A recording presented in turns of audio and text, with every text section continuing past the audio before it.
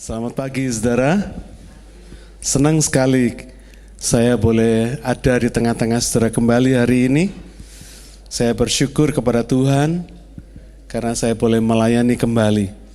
Saya ingin menyapa semua jemaat global kita, demikian juga para YouTube subscriber kita.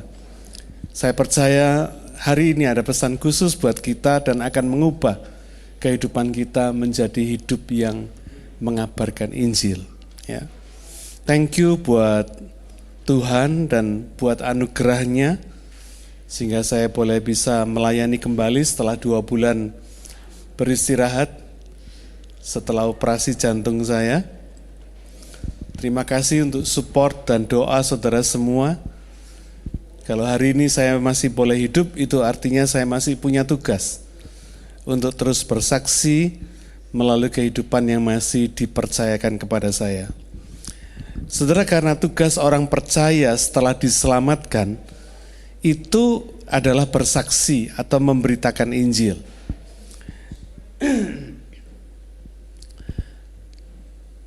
Dunia ini sesungguhnya penuh dengan orang-orang yang kelihatannya baik-baik saja, ya. Tapi yang sesungguhnya mereka butuh Tuhan dan butuh damai sejahtera dari Tuhan. Mereka secara fisik, secara performance, mereka tidak menunjukkan kekurangan apapun. Kelihatannya oke-oke saja.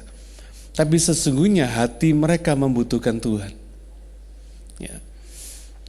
Nah, banyak orang Kristen tahu bahwa mereka harus bersaksi, harus mengabarkan Injil. Tapi banyak orang Kristen yang tidak tahu bagaimana caranya dan apa yang harus disaksikan. Ini yang selalu menjadi problem di dalam mengabarkan Injil. Karena itu jemaat gereja sebenarnya banyak yang bisa bersaksi, banyak yang bisa melayani, banyak yang bisa dipakai oleh Tuhan, baik itu sebagai Sunday school teacher, atau sebagai pelayan-pelayan Tuhan yang lain di dalam gereja, tapi mereka tidak berani melangkah, saudara. Karena bayangan mereka bersaksi itu sulit, ya, complicated. Mengabarkan Injil itu sangat-sangat sukar bagi mereka. Sesuatu yang harus diusahakan, harus dikerjakan dengan luar biasa, yang membutuhkan effort yang maksimal bagi mereka. Karena itu banyak orang yang bisa tapi tidak mau, bisa tapi tidak melakukannya. Karena ini alasannya, susah Pak, menginjil itu susah. Nanti setelah saudara ngerti, saudara akan tahu bahwa hidup saudara itu adalah Injil yang terbuka bagi dunia ini. Ya. Kenapa begitu saudara? Karena banyak orang Kristen yang tidak mengerti bahwa mengabarkan Injil itu adalah pekerjaan Allah sendiri. Hari ini judul khotbah saya adalah memberitakan Injil. Pekerjaan Allah yang dikerjakan melalui murid-muridnya, yaitu saudara dan saya. Amin. Siapa murid Yesus hari ini? Puji Tuhan. Ya, puji Tuhan. Kita semua muridnya, saudara. Markus 16 ayat yang ke-8b berkata demikian. Sesudah itu Yesus sendiri dengan perantaraan murid-muridnya memberitakan dari timur ke barat berita yang kudus dan tak terbinasakan tentang keselamatan yang kekal itu. Perhatikan di sini. Alkitab itu tidak bohong, tidak pernah bohong, tidak ada kebohongan sedikit pun di dalam Alkitab. Termasuk apa yang ditulis di dalam Alkitab. Dikatakan Yesus sendiri. Kenapa ditekankan di sini Yesus sendiri? Dengan perantaraan murid-muridnya. Memberitakan dari timur ke barat berita yang kudus dan tak terbinasakan tentang keselamatan yang kekal itu. Jadi sesungguhnya kalau kita mengerti prinsip ini, saudara, bahwa penginjilan atau mengabarkan Injil, bersaksi itu adalah pekerjaan Allah sendiri. Jadi tugas kita cuma apa? Menyediakan diri untuk dipakai Tuhan, betul? Sederhana seperti itu. Karena itu pekerjaan Tuhan sendiri yang dilakukan melalui perantaraan murid-muridnya, saudara dan saya. Ya. Kita perlu belajar bagaimana bersaksi dengan efektif. Itu kita perlu belajar. Ya. Supaya kesaksian kita itu menarik dan suka didengar oleh orang. Dan saya percaya hal ini tidak sukar. Kenapa? Karena mengabarkan Injil dengan efektif itu bukan cuma tersirat tapi tersurat di Alkitab. Artinya dicatat di Alkitab. Kita ini orang yang paling beruntung, saudara. Alkitabnya jelas, catatannya jelas, kebenarannya jelas, pengajarannya jelas, role modelnya jelas. Yesus itu memberikan role model kepada kita mulai dari lahir, mati, bangkit, sampai naik ke sorga, sampai janjinya untuk datang kembali ke dunia. Ada nggak yang seperti itu? Nggak ada. Coba saudara temukan ada nggak satu orang pendiri agama di dunia ini yang bisa jadi role model seperti Yesus. Nah kita ini punya role model yang komplit, saudara. Tahu kisah lahirnya, tahu kisah matinya, tahu apa yang dikerjakannya, kisah kebangkitannya juga tahu, dicatat semua dengan jelas, tidak ada keraguan apapun di dalam Alkitab, bahkan janji kedatangannya yang kedua kali pun sudah dikatakan oleh Alkitab. Luar biasa. Nah hari ini kita akan bahas bagaimana bersaksi dengan efektif. Apa sih yang harus kita beritakan? Apa yang mesti kita sampaikan ketika saudara dan saya bersaksi? Simpel banget, saudara. Nanti saudara bisa lihat. Mari kita baca kitab Kisah Para Rasul pasal 13 ayat 26 sampai 39. Kita baca ya. Agak panjang sedikit tapi enggak apa-apa. Supaya saudara bisa melihat picture-nya, gambarannya. Sudah? Oke. Hai saudara-saudaraku, baik yang termasuk keturunan Abraham maupun yang takut akan Allah, kabar keselamatan itu sudah disampaikan kepada kita. Sebab penduduk Yerusalem dan pemimpin-pemimpinnya tidak mengakui Yesus. Dengan menjatuhkan hukuman mati atas dia, mereka menggenapi perkataan nabi-nabi yang dibacakan setiap hari Sabat. Dan meskipun mereka tidak menemukan sesuatu yang dapat menjadi alasan untuk hukuman mati itu, namun mereka telah meminta kepada Pilatus supaya ia dibunuh. Dan setelah mereka menggenapi segala sesuatu yang ada tertulis tentang dia, mereka menurunkan dia dari kayu salib, lalu membaringkannya di dalam kubur. Tetapi Allah membangkitkan dia dari antara orang mati. Dan selama beberapa waktu ia menampakkan diri kepada mereka yang mengikuti dia dari Galilea ke Yerusalem. Mereka itulah yang sekarang menjadi saksinya bagi umat ini. Dan kami sekarang memberitakan kabar kesukaan kepada kamu, yaitu bahwa janji yang diberikan kepada nenek moyang kita telah digenapi Allah kepada kita. Keturunan mereka dengan membangkitkan Yesus, seperti yang ada tertulis dalam Mazmur kedua, anakku engkau, aku telah memperanakan engkau pada hari ini. Allah telah membangkitkan dia dari antara orang mati, dan ia tidak akan diserahkan kembali kepada kebinasaan. Hal itu dinyatakan oleh Tuhan dalam firman ini, aku akan menggenapi kepadamu janji-janji yang kudus, yang dapat dipercayai, yang telah kuberikan kepada Daud. Sebab itu ia mengatakan dalam Mazmur yang lain, engkau tidak akan membiarkan orang kudusmu melihat kebinasaan. Sebab Daud melakukan kehendak Allah pada zamannya, lalu ia mangkat dan dibaringkan di samping nenek moyangnya. Dan ia memang diserahkan kepada kebinasaan. Tetapi Yesus yang dibangkitkan Allah tidak demikian. Jadi ketahuilah, hai saudara-saudara, oleh karena dialah maka diberitakan kepada kamu pengampunan dosa.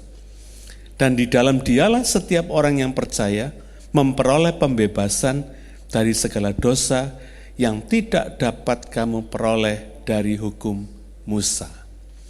Kalau saudara cuma sekedar baca dari ayat 26 sampai 39, rasanya ini begitu ruwet, betul nggak? Ya.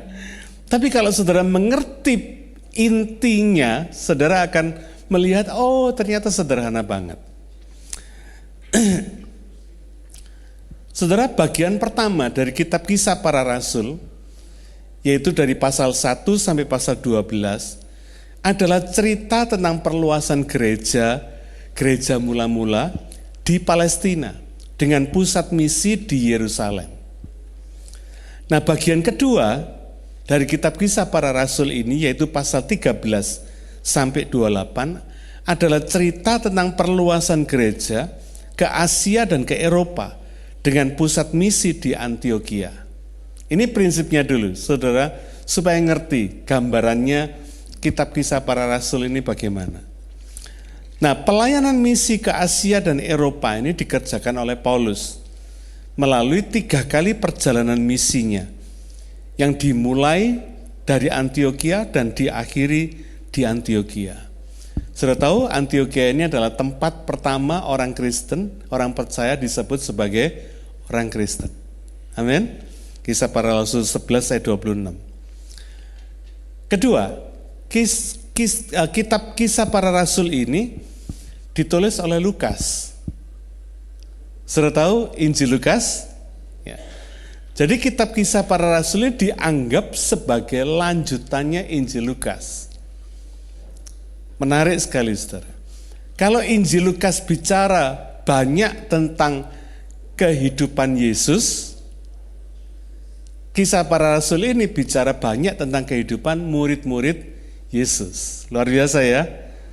Saudara, dari sini saudara sudah bisa melihat bahwa Alkitab itu betapa komplitnya Alkitab. Ya. Sehingga dengan gambaran yang jelas seperti ini, semua pembaca Alkitab diberi cerita yang jelas tentang apa yang dialami oleh Yesus dan murid-muridnya selama hidupnya Yesus dan termasuk hidupnya murid-muridnya. Sampai mereka mati pun ditulis di dalam kitab Kisah Para Rasul ini. Dengan kata lain, baik Lukas maupun kitab Kisah Para Rasul ini itu seperti preview komplit tentang apa, siapa Yesus dan apa yang dilakukannya, siapa Yesus dan murid-muridnya, apa yang dilakukannya, komplit semua ada. Dengan kata lain, saudara, ketika seorang itu percaya Yesus, dia tahu siapa Yesus dan apa yang akan dilakukannya di dalam hidup murid-muridnya. Jelas ya? Dengan demikian, orang tidak bisa bilang, wah gua nggak tahu loh, coba gua tahu hidup kekristenan seperti ini, susahnya kayak begini, gua mungkin nggak mau percaya Yesus.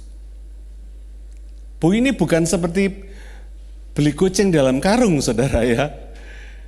Tapi kita tuh diberikan gambaran yang jelas tentang siapa Yesus, siapa murid-murid Yesus, dan apa yang dilakukannya. Komplit, saudara. Sehingga ketika saudara dan saya percaya Yesus, saudara nggak bisa bilang, wah gua nggak tahu. Nggak bisa. Saudara sudah tahu, karena apa? Saudara baca. Amin. Tentu kalau kita percaya Yesus, kita sudah lebih dulu baca Alkitab, betul nggak? Sudah mendengar firman Tuhan, sudah baca Alkitab, tahu ceritanya, baru kita percaya. Ya. Nah, sekarang saya mulai masuk, ini tadi gambaran tentang Kisah Para Rasul. Ya. Sekarang saya masuk kepada Kisah Para Rasul pasal yang ke-13 yang kita baca ini. Kalau saudara baca, saudara perhatikan ayat 16 sampai ayat yang ke-39. Itu cerita Paulus tentang sejarah kehidupan Yesus. Jadi yang panjang lebar yang kita baca tadi itu, kalau disederhanakan itu merupakan cerita tentang kehidupan Yesus. sejarah kehidupan Yesus. Betul? Siapa yang tahu sejarah kehidupan Yesus? Ya, masa cuma 2-3 orang? Yang lainnya kemana? Saya nggak tanya hafal loh ya. Saya tanya tahu nggak? Tahu kan? Ya. Jadi nggak butuh hafal tapi tahu. Tahu aja. Ya. Jadi Paulus itu sesungguhnya menceritakan sejarah kehidupan Yesus. Dari yang diomongin panjang lebar, kalau saudara perhatikan mulai ayat 16, tadi saya cuma baca mulai dari ayat 26, dari ayat 16 sampai 39 ini cerita sejarah kehidupan Yesus. Cerita sejarah kehidupan Yesus.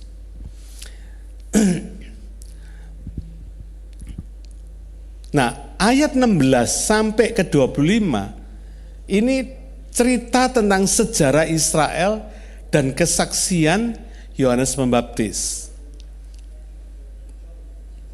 Ayat 26 sampai 39 yang kita baca ini cerita tentang Yesus yang adalah Mesias yang lahir, mati dan dibangkitkan Allah, plus cerita tentang orang yang dibenarkan karena iman kepada Yesus. Jadi kalau kita bisa melihat, menyederhanakan gambaran ini, kita ngerti saudara, bahwa sesungguhnya cerita panjang lebar tadi yang kita baca dari ayat 26 sampai 39, bahkan kalau diperluas mulai dari ayat 16 sampai 39, itu kalau diringkas cuma cerita tentang Yesus. Tadi ya saya bilang, saya nggak butuh saudara hafal cerita tentang Yesus. Yang penting tahu.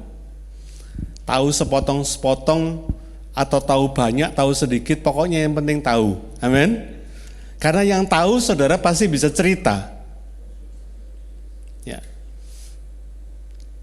Apapun yang saudara tahu, saudara pasti bisa cerita. Kalau tahu banyak, ceritanya juga banyak. Kalau tahu sedikit, ceritanya juga sedikit. Amin. Karena itu saya anjurkan saudara baca Alkitab supaya tahu banyak. Sehingga saudara bisa dipakai Tuhan lebih banyak lagi untuk melayani Tuhan. Untuk mengabarkan Injil. Ya. Nah, kisah para Rasul 13 ini kalau saudara perhatikan, ini adalah pengajaran Paulus yang pertama. Pengajaran plus contoh yang diberikan Paulus tentang apa dan bagaimana sih mengabarkan Injil dengan efektif. Paulus ini luar biasa saudara. Ya. Seorang murid Tuhan, tidak pernah ketemu sama Tuhan secara fisik, tapi ketemunya dalam satu dunia metafisik. Waktu dia perjalanan ke Damsik, dia ketemu Tuhan, sampai dia dijamah oleh Tuhan, hidupnya dirubah oleh Tuhan. Tetapi pelayanan Paulus ini lebih daripada murid-murid Yesus yang 3,5 tahun tiap hari berkumpul sama Yesus. Ya, dari sini kelihatan sekali bahwa hubungan dengan Tuhan itu lebih menentukan dengan berapa lama saudara ikut Tuhan. Anggap ya. Jadi saudara jangan pernah kecil hati meskipun saudara baru ikut Tuhan, baru percaya Tuhan. Tapi kalau hubungan saudara dengan Tuhan mantap, Tuhan akan memberikan pengertian yang mendalam dalam hidup saudara, sehingga saudara bisa dipakai luar biasa dengan Tuhan. Ya. Jadi Alkitab itu sebetulnya tidak ruwet saudara. Sederhana banget. Cuma kita ini yang gak ngerti bagaimana menyederhanakan yang kelihatannya panjang lebar tadi. Kalau saya udah cerita gini, saudara ngelihat apa? Sederhana gak? Sederhana. Cerita tentang Yesus kok. Sederhana. Saudara pun bisa melakukannya, bisa menceritakannya kembali. Ya. Karena Alkitab itu adalah buku yang paling banyak mencatat cerita tentang Tuhan, cerita tentang Yesus, cerita tentang apa yang dilakukannya di bumi dan di surga ini. Komplit di Alkitab. Jadi saudara jangan takut kehabisan cerita. Kenapa? Karena Alkitab ini sumbernya cerita. Dari Kejadian sampai Wahyu saudara bisa cerita banyak tentang Tuhan. Ya, tidak pernah habis, bahan ceritanya tidak pernah habis. Seumur hidup saudara cerita tentang Tuhan nggak pernah habis, saudara. Karena ada semua di Alkitab yang bisa saudara ceritakan. Ingat ya, cerita loh. Bukan ngarang cerita loh. Saya nggak ngajari saudara ngarang cerita tentang Tuhan, enggak. Ada banyak orang Kristen yang ngarang cerita tentang Tuhan. Yang diomongin itu teori-teori yang tidak ada di Alkitab. Malas saya dengerin saudara.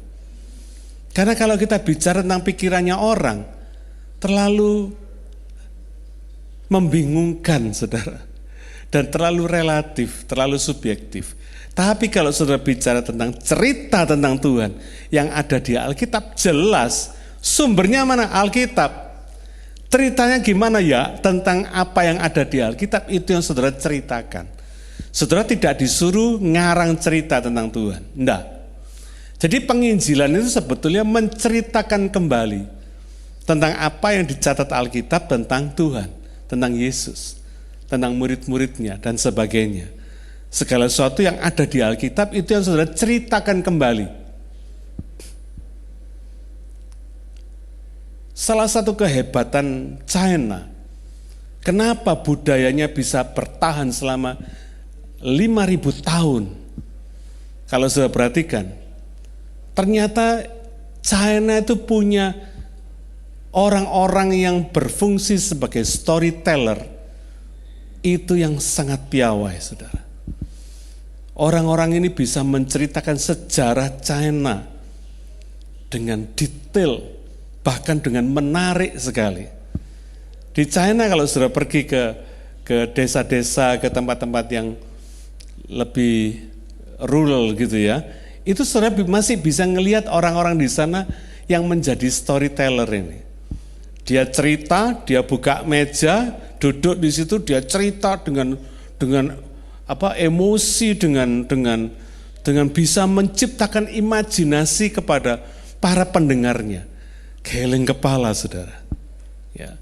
Oh ini orang-orang hebat ini. Cerita loh saudara. Tentang sejarahnya China. Bayangin ya. Cerita tentang sejarahnya Cina aja bisa membawa budaya Cina itu bertahan di dunia selama 5.000 tahun. Bandingkan dengan kalau saudara cerita tentang Alkitab. Wah, luar biasa saudara. Jadi yang dibutuhkan saudara menjadi storyteller. Orang yang bisa menceritakan kembali tentang apa yang dicatat Alkitab. Ya, tidak harus komplit.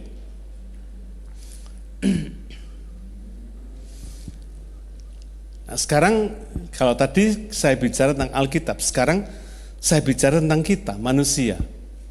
Kalau saudara perhatikan, manusia ini dari orang primitif sampai orang modern, semua sudah familiar tentang cerita, betul? Dari kecil saudara sudah minta diceritai sebelum tidur.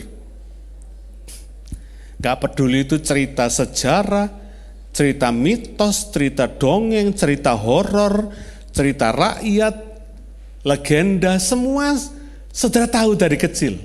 Sudah menjadi kebiasaan saudara. Tiap kali mau tidur, saudara minta diceritai. Sampai yang cerita tidur duluan, saudara belum tidur. Manusia itu sudah familiar dengan cerita. Ya. Karena itu kalau saudara tahu prinsip ini, saudara akan ngerti bahwa semua orang suka dengar cerita. Apalagi zaman modern ini ceritanya dikarang-karang, ditambahi bumbu kiri kanan jadi gosip. Makin digosok makin sip katanya. Ini cerita saudara. Ya, bagi orang-orang. Apalagi kalau cerita kita menariknya bukan karena dibumbui, tapi karena melibatkan imajinasi. Nanti saudara ngerti, saya berikan contoh, saudara akan ngerti. Karena sebuah cerita yang tadi saya ceritakan, storyteller di China, itu bisa melibatkan imajinasi pendengarnya. Makanya menarik. Dan orang suka mendengarnya, bahkan gampang mengingatnya. Kalau orang itu disodori buku sejarah, buku cerita, suruh baca sendiri, nggak bakal ingat. Tapi begitu dia mendengar storyteller, mendengar cerita orang yang bisa menceritakan kembali dengan menarik ini, gampang ingatnya. Betul? Siapa di sini yang paling susah mengingat kalau baca Alkitab sendiri, tapi paling senang dengar khotbah karena apa? Lebih gampang mengingatnya. Betul? Iya. Inilah manusia, saudara. Dan saudara perlu ngerti bahwa Alkitab itu satu buku jujur. Dia tidak nambahi, tidak ngurangi, dia cerita apa adanya. Dan Alkitab itu tidak menghakimi. Jadi saudara nggak perlu takut bahwa nanti kalau saudara mengabarkan Injil, orang lain jadi marah kepada saudara. Nggak usah takut. Nggak bakal. Ya, nggak bakal. Saya sudah puluhan tahun mengabarkan Injil. Dan tidak pernah orang itu marah kepada saya karena mengabarkan Injil. Karena mereka pada dasarnya suka cerita. Ya. Saya ambil contoh. Ini saya memberikan contoh kepada saudara. Bagaimana menceritakan tentang Alkitab. Saudara bisa cerita seperti gini. Ada seorang wanita mengalami pendarahan selama 12 tahun. Kalau zaman sekarang tuh kira-kira haid yang tidak pernah berhenti, kira-kira gitu ya. Wanita haid yang tidak berhenti. Kira-kira kalau didiagnosa kebanyakan orang ini mengalami apa, saudara? Kanker rahim. Kira-kira begitu. Orang yang punya kanker rahim itu biasanya haidnya nggak berhenti-berhenti. Atau haidnya nggak teratur. Ya. Nah, suatu hari dia dengar nih, ada orang yang bisa menyembuhkan segala penyakit. Wah, dia kepingin sekali ketemu sama orang ini. Tapi karena dia lemah, dia nggak bisa cari orang ini. Kebetulan satu hari, dia dengar orang yang bisa menyembuhkan segala penyakit ini lewat di daerahnya. Kalau saudara jadi orang perempuan ini, apa yang akan saudara lakukan? Saudara akan berusaha ketemu dia, betul? Karena saudara sudah mendengar orang ini bisa menyembuhkan segala penyakit. Nah, wanita ini juga begitu, dia berusaha ketemu sama orang ini dan orang ini yang lewat di daerahnya ini, dia kepingin ketemu supaya dia bisa minta orang ini menyembuhkan dia. Tapi ternyata dia kecewa. Orang ini lewat tapi dikerumuni orang banyak, sehingga dia tidak bisa menjumpai orang ini. Tapi dia tidak putus harap. Meskipun rasanya mustahil dia bisa ketemu, tapi dia nggak putus harap. Dia berusaha dengan sekuat tenaga, dengan kelemahan dia. Pasti orang ini anemia, saudara. Kekurangan darah, ya toh? Pendarahan 12 tahun, cobaan aja, saudara. Tapi dia berusaha mendekati orang ini. Dan dia berkata dalam hatinya, asal ku jamah jubahnya, aku pasti sembuh. Keyakinannya seperti itu. Singkat cerita, nggak tahu berapa lamanya dia berusaha mendekati orang ini, dan sampai akhirnya satu ketika dia berhasil menjamah ujung jubahnya. Ketika dia jamah ujung jubahnya, betul dia mengalami fakta kesembuhan terjadi. Pendarahannya berhenti, dia menjadi kuat, dia menangis, dia duduk, dia menangis. Dan yang lebih mengejutkan lagi, orang ini berhenti, saudara. Lalu tanya kepada murid-muridnya, siapa yang menjamah jubahku? Muridnya bilang, orang segini banyak berdesak-desakan untuk bisa mengiringi dan melihat kamu, kok kamu tanya siapa yang menjamah jubahmu? Ya jelas tidak ada yang tahu kan? Tapi orang ini berkata gini, ada kekuatan, ada kuasa yang keluar dari tubuhku. Karena itu aku tahu ada yang menjamah jubahku. Tentu menjamah bukan cuma sekedar menjamah, tapi yang dimaksudkan orang ini menjamah dengan iman. Amin. Jamahan iman, saudara.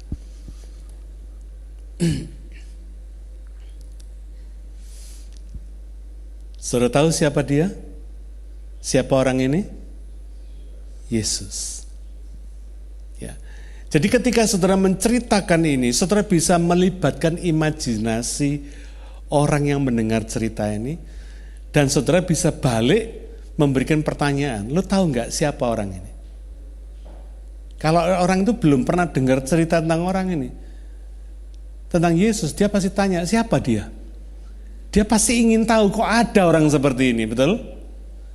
Tapi kalau dia sudah pernah dengar cerita, dia akan berkata, Yesus itu, aku pernah dengar ceritanya di Alkitab, Yesus itu.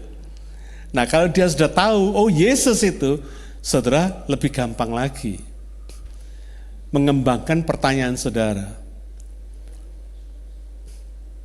Kalau orang wanita ini dengan persoalannya tidak putus semangat, berharap, dan menjamah Tuhan dengan imannya, maka demikianlah kita ini juga seperti itu. Kamu dan aku ini punya banyak persoalan yang berbeda. Tapi bagaimana reaksi kita? Apakah kita putus asa? Atau kita menyerah dengan persoalan kita? Atau kita berani berusaha seperti wanita ini?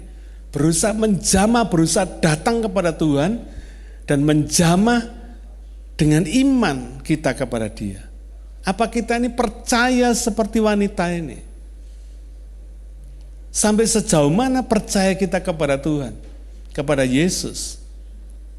Saudara bisa mengembangkan cerita ini bukan dengan menghakimi, tapi dengan sungguh-sungguh saudara bisa menawarkan satu challenge, satu tantangan kepada orang ini. Ya. Nah, ada banyak cerita-cerita tentang Tuhan Yesus yang bisa kita ceritakan tanpa menyebut namanya lebih dulu.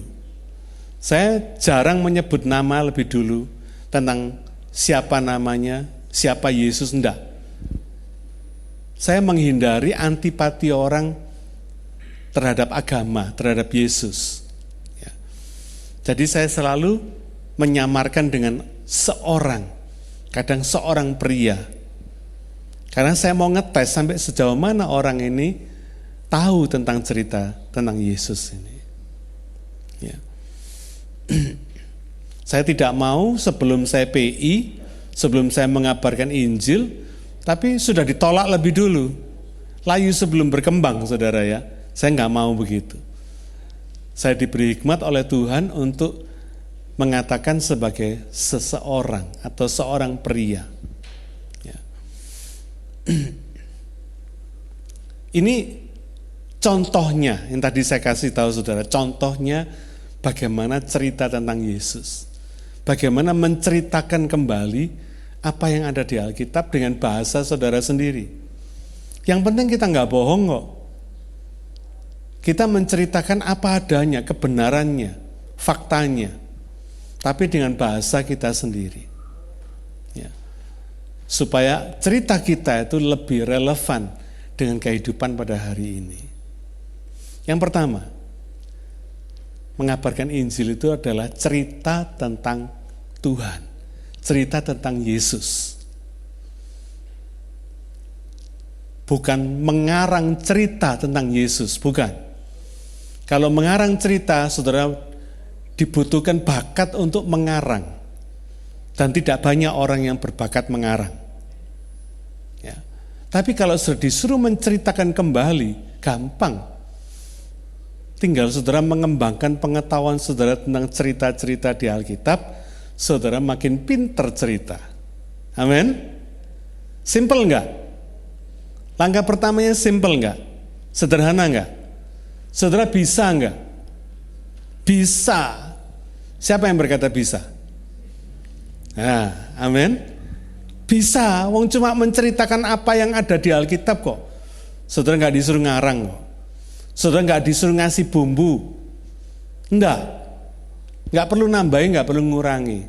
Tapi menceritakan dengan bahasa saudara sendiri. Ya. Yang pertama, cerita tentang Yesus itu mengabarkan Injil. Yang kedua, cerita tentang makna Tuhan, maknanya Yesus dalam kehidupan kita sendiri. Cuma dua ini loh saudara. Mengabarkan Injil itu cuma dua ini. Yang pertama cerita tentang Yesus, cerita tentang Tuhan, cerita tentang Alkitab, tentang apa yang ditulis di Alkitab.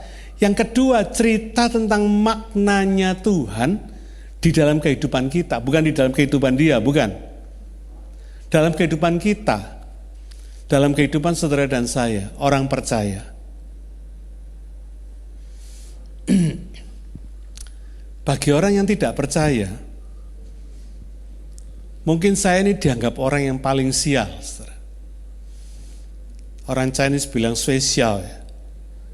Orang sial gitu ya, dianggap orang yang paling sial. Kenapa? Karena tahun 2019 saya divonis myeloma, multiple myeloma. Ya. Kanker darah yang paling ganas. Orang dengar kanker darah aja orang sudah merinding, saudara. Ya. Tapi singkat cerita sudah tahu hasilnya.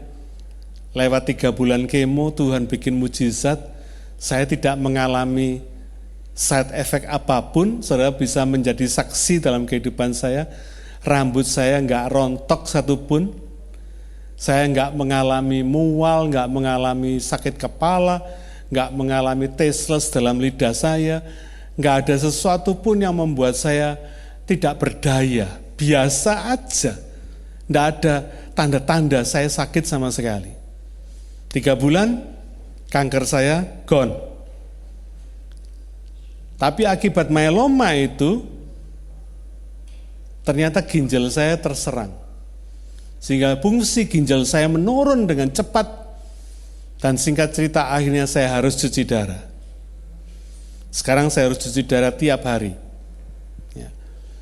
Urusan cuci darah tiap hari masih belum selesai karena saya sedang menunggu mujizat dari Tuhan. Untuk Tuhan kasih saya ginjal yang baru. Urusan cuci darah belum selesai, jantung saya mesti dioperasi. Ya. Karena saya harus di-bypass.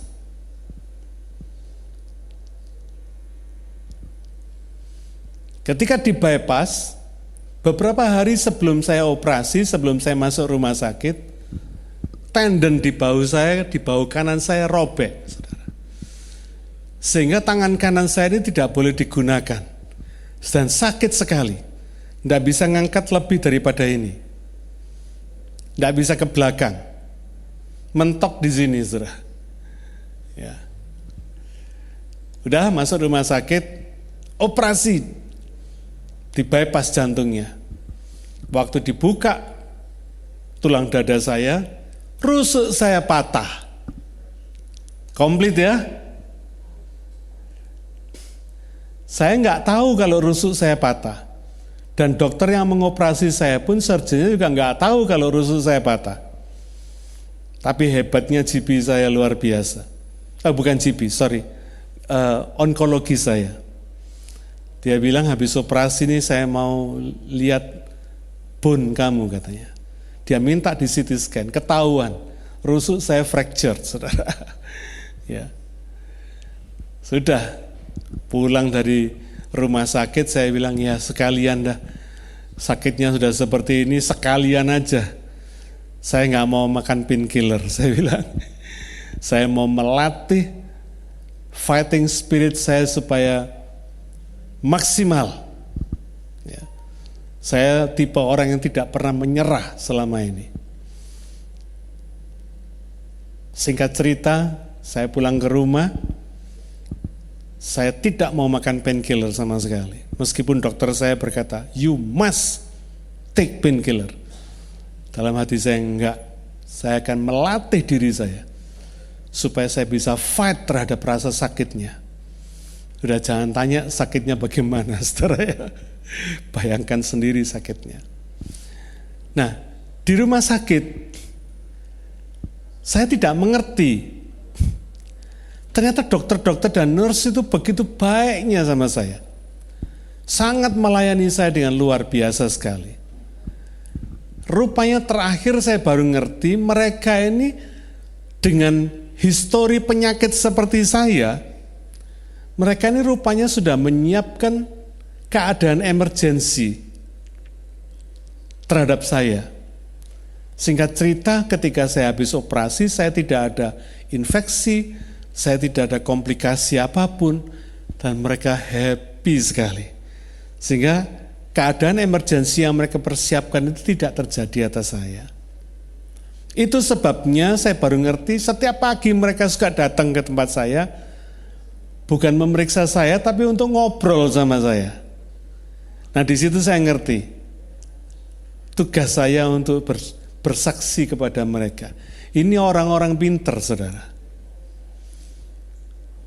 Mereka berkata, orang yang seperti kamu, punya histori kesehatan seperti kamu, ini biasanya nggak bisa survive, dia bilang. Mereka terus terang ngomong begitu. Paling minimal ada infeksi, paling maksimal komplikasi, katanya saudara. Dan yang lebih jauh lagi, kamu out dari dunia ini, dia bilang. Tapi karena saya nggak mengalami itu, jadi mereka happy. Saya punya kesempatan menceritakan apa yang terjadi dalam hidup saya selama histori kesehatan saya. Indah ya? Ternyata kesulitan-kesulitan hidup saya itu bisa saya ceritakan untuk relate kepada Tuhan. Bisa saya hubungkan dengan Tuhan. Betapa dahsyatnya Tuhan.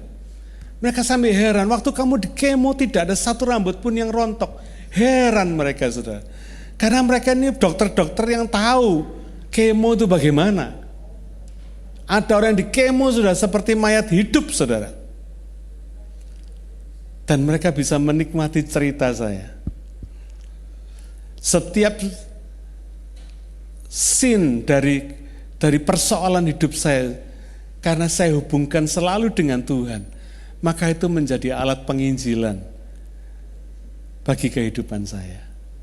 Saudara, hidup ini berarti kalau apapun yang saudara lakukan dalam hidup ini dihubungkan dengan Tuhan. Dan ketika apa yang saudara lakukan dalam hidup ini terhubung dengan Tuhan, percayalah, itu akan menjadi alat penginjilan yang efektif buat saudara. Jadi kelihatan sekali bahwa makna Tuhan dalam kehidupan kita itu akan terjadi dengan sendirinya, bisa saudara ceritakan, tidak ngarang loh ya. Saudara ceritakan kembali bagaimana kejadiannya dan bagaimana saudara mengalami pengalaman bersama Tuhan. Dan orang-orang ini pasti menarik. Kenapa? Karena dia mendengar dari sumber utamanya yaitu hidup saudara, diri saudara sendiri yang mengalami itu sendiri. Bukan orang kedua, amin. Mereka menikmati sekali cerita-cerita saya. Makanya tiap hari saudara, sampai lebih dari 15 hari saya ada di rumah sakit, tiap hari mereka datang ke tempat saya untuk ngobrol. Bukan untuk memeriksa kesehatan saya, tapi untuk ngobrol. Bayangin saudara. Saya sampai hafal satu persatu namanya dokter sama namanya nurse. Dan saya menikmati itu, saya ceritakan dengan penuh sukacita. Sampai mereka bilang, wah cerita kamu ini magnificent, katanya seru katanya. Saya bilang, iya, kamu yang dengar seru, saya yang ngalami sakit, saya bilang. Tapi kamu bisa survive. Ya, kamu bisa survive, iya. Kamu tahu sebab apa saya bisa survive? Karena Tuhan masih beri saya kesempatan. Amin. Lalu saya tanya, nah kamu yang tidak ngalami seperti saya, kira-kira kalau kamu ngalami seperti saya, kamu bisa survive enggak? Wah, kalau aku enggak bisa, katanya. Orang pinter kan selalu logikanya jalan. Kalau aku enggak bisa survive. Saya bilang salah. Kalau saya bisa survive, kamu juga bisa survive. Karena kuncinya bukan kita ini kuat, bukan. Bukan saya kuat, bukan. Bukan saya hebat, bukan. Tapi karena Tuhan yang memberi kesempatan hidup ini, itu yang luar biasa. Saudara lihat ya, dengan menceritakan makna Tuhan dalam kehidupan kita, hubungan kita dengan Tuhan melalui kesulitan loh. Bukan melalui berkat. Orang kalau ngomong tentang berkat gampang saudara. Dan percayalah saya, orang dunia tidak akan pernah tertarik. Kenapa? Karena bisa mereka mengalami berkat lebih daripada kita. Nggak mengherankan bagi mereka kalau urusan berkat. Tapi kalau urusan penderitaan dan persoalan saudara, saudara bisa cerita maknanya dalam kehidupan kita, dahsyat. Mereka akan percaya. Pertama mereka nggak percaya. Tapi itu bukan urusan kita kalau mereka nggak percaya. Mungkin mulutnya mereka nggak percaya, tapi hatinya mereka percaya. Itu yang paling penting. Amin. Ya. Karena itu jangan pernah kita mengeluh dan bersungut-sungut tentang persoalan kita, tentang Tuhan, apa yang terjadi dalam hidup kita. Karena sesungguhnya melalui persoalan-persoalan kita, Tuhan sedang menulis cerita yang menarik di dalam kehidupan kita. Cerita kehidupan yang menarik yang bisa membuat kita jadi penginjil dan saksi Kristus. Ya. Tapi kalau kita sudah menderita, tapi kita nggak bersaksi, kita rugi. Karena sudah menderita, tapi kita tidak menghasilkan buah dari penderitaan kita. Sakitnya sudah kita alami, tapi nggak ada buahnya dari kesakitan kita, dari penderitaan kita. Rugi kita, betul? Ya. Dan percayalah saudara, hidup ini akan menarik dan berarti kalau hidup ini ada cerita campur tangan Tuhan dalam suka duka kehidupan kita. Pasti menarik. Ya, pasti menarik. Sampai sekarang banyak teman-teman saya tanya, gimana ceritanya lu bisa jadi pendeta? Ya. Dulu mereka nggak berani sama saya. Tapi sekarang mereka punya kesempatan. Dalam WA grup saya dibully banyak teman saya. Dia bilang, mumpung lu jadi pendeta katanya. Kan pendeta nggak boleh marah. Jadi sekarang waktunya mereka rame-rame ngebully saya, saudara. Dulu mereka nggak berani, sekarang kesempatan mereka bully saya. Tapi setiap kali mereka ngebully saya tahu sesungguhnya mereka tertarik dengan cerita saya. Jadi saya selalu membalas bulian mereka dengan cerita-cerita. Dan itu sangat menarik. Terakhir, ayat 40 dan 41. Karena itu waspadalah, supaya jangan berlaku atas kamu apa yang telah dikatakan dalam kitab nabi-nabi. Ingatlah hai kamu penghina-penghina, tercenganglah dan lenyaplah sebab aku melakukan suatu pekerjaan dalam zamanmu. Suatu pekerjaan yang tidak akan kamu percayai jika diceritakan kepadamu.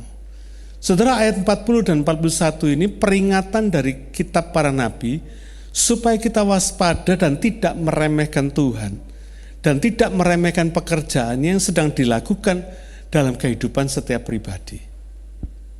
Simpelnya gitu. Makanya dikatakan waspadalah dan jangan berlaku atas kamu apa yang dikatakan dalam kitab nabi-nabi. Ingatlah hai kamu penghina-penghina. Artinya apa? Jangan sampai kita jadi penghina Tuhan. Ya. Hidup yang berarti penuh dengan pilihan dan keputusan. Ya. Hidup ini adalah keputusan. Hidup ini adalah pilihan. Ya.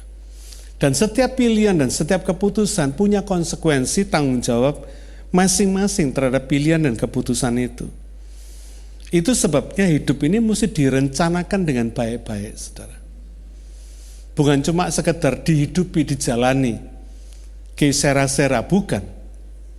Tapi hidup ini betul-betul mesti direncanakan. Ada peribahasa berkata, if you fail to plan, you plan to fail. Jadi saudara mesti merencanakan hidup ini dengan baik-baik. Nah, ketika saudara berhadapan dengan orang-orang yang tidak bisa merencanakan hidup ini dengan baik, kalau saudara tanya, mereka sebetulnya sedang mengalami kebingungan. Apa kebingungannya? Kebingungan terhadap pedoman hidupnya dalam merencanakan hidup ini. Kebingungan dalam merencanakan hidup. Ini yang menjadi kebingungan mereka. Sehingga mereka mau pedomannya apa? Satu orang bilang begini, satu orang bilang begitu. Satu agama ngomong begini, agama yang lain ngomong begitu. Mereka nggak tahu pedomannya. Nah, untung kita ini punya role model, tadi saya katakan. Punya role model Yesus yang komplit. Jadi dengan kata lain, orang percaya tidak punya alasan untuk tidak bisa merencanakan hidupnya dengan baik. Betul? Logikanya kan gitu ya. Karena kita punya role model yang komplit. Tidak ada alasan untuk orang percaya tidak bertanggung jawab atas setiap keputusan kita. Kenapa? Ayat 44:1 ini seolah mengatakan demikian. Yesus akan datang kembali, yang pertama untuk menjemput orang percaya sebagai mempelai wanita, yang kedua menghakimi orang yang tidak percaya, orang hidup maupun yang mati. Ya. Karena itu saudara, sebagai kesimpulannya, menyatakan makna Yesus dalam kehidupan ini, inilah sesungguhnya pusat atau tujuan mengabarkan Injil. Jadi cerita otentik yang lahir dari pengalaman saudara bersama Tuhan, ini merupakan targetnya, ini merupakan goalnya. Karena inilah yang paling menarik.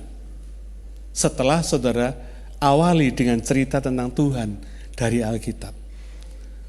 Tapi cerita tentang Tuhan dalam hidup saudara dan saya, itu luar biasa. Karena cerita tentang Tuhan ini adalah sesungguhnya cerita Alkitab yang diterjemahkan di dalam hidup saudara dan saya. Pasti menarik.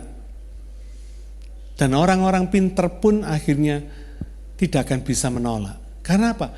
Yang ngalami cerita. Nangkep ya saudara ya?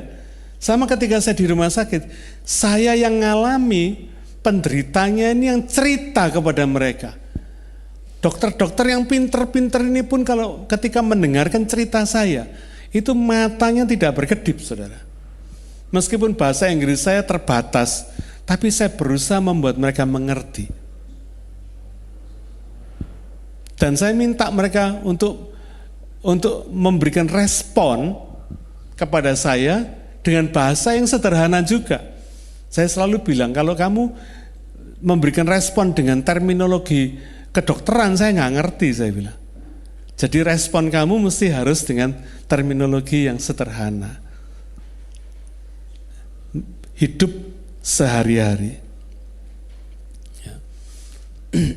Kenapa dikatakan ini menjadi pusat dan tujuan penginjilan?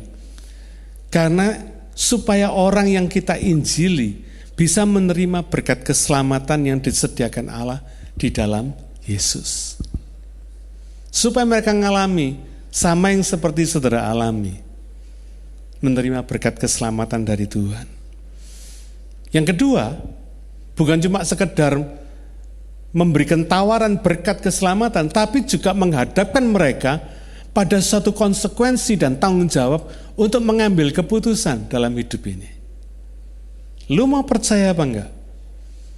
Kalau percaya, kamu terima keselamatan. Tapi kalau enggak percaya, kamu tahu konsekuensinya. Binasa kekal selamanya. Saudara jangan pernah ragu-ragu. Biar ngomong sama siapapun juga, saudara perhadapkan karena hidup adalah tanggung jawab. Tanggung jawab terhadap setiap pilihan dan keputusan yang kita ambil. Paling akhir dari kesimpulan saya, sederhana. Mengabarkan Injil itu susah apa mudah? Sukar apa mudah? Siapa yang berkata sukar? Siapa yang berkata mudah? Gampang, cerita kok. Saudara ini ahli cerita. Kadang-kadang sampai enggak disuruh cerita pun cerita. Saudara paling pinter cerita. Dan percayalah, cuma tinggal mengubah cerita saudara. Buatlah cerita dari Alkitab, terus cerita dari pengalaman saudara bersama Tuhan. Amin. Jadi sebetulnya penginjilan itu satu yang natural. Tidak harus dipaksakan, tidak harus diusahakan, tidak harus dipelajari dengan jelimet, enggak saudara. Cuma perlu dilatih. Amin. Perlu dilatih aja supaya saudara bisa melihat bahwa mengabarkan Injil itu sungguh sangat menyenangkan. Amin. Mari kita berdoa. Bapa, terima kasih karena Engkau sudah memberikan pengalaman dalam hidup kami lewat semua persoalan, suka duka, naik turun, pasang surut kehidupan kami. Karena kami percaya tidak ada satupun yang kebetulan terjadi dalam hidup ini. Tapi sesungguhnya Engkau mempercayakan termasuk persoalan-persoalan hidup kami. Engkau percayakan dalam kehidupan ini supaya kami bisa menggunakannya sebagai alat penginjilan untuk bersaksi kepada orang lain. Orang-orang yang ada di sekitar kami yang kelihatannya baik-baik saja, tetapi yang sesungguhnya mereka membutuhkan Tuhan dan keselamatan dari-Mu. Bapa, tolonglah kami semua yang mendengar firman-Mu hari ini. Ubahlah kehidupan kami. Ubahlah paradigma kami. Ubahlah pikiran kami. Ubahlah keyakinan kami. Bahwa menginjil itu mudah. Tidak sukar. Dan sungguh sangat menyenangkan. Karena kami boleh menceritakan kembali. Kami boleh merecall kembali apa yang terjadi dalam kehidupan kami. Supaya apa yang terjadi boleh memberkati orang lain.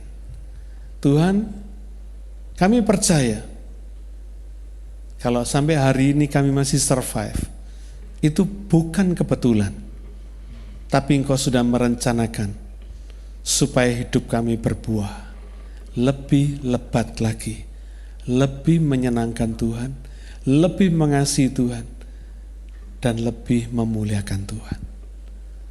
Meteraikan firman-Mu dalam hati dan pikiran kami Tuhan. Dan buatlah kami menjadi murid-murid-Mu yang taat mengabarkan Injil-Mu. Terima kasih Bapa. Dalam nama Tuhan Yesus kami berdoa, kami mengucap syukur. Amin.